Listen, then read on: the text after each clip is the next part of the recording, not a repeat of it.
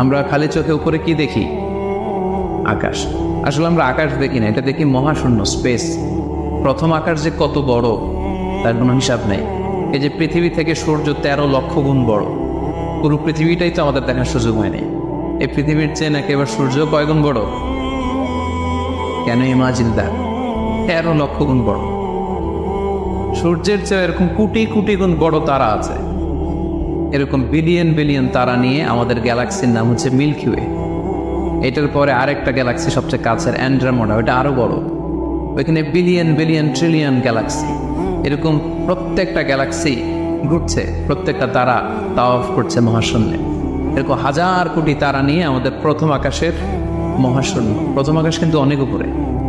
এই যে নাসার বিজ্ঞানীরা, অমুক বিজ্ঞানীরা রকেট দিয়ে এখানে যায় ওখানে যায়, এরা প্রথম আকাশের 1 কোটি ভাগের 1 ভাগও এখন অর্জন করতে পারেনি। ওই প্রথম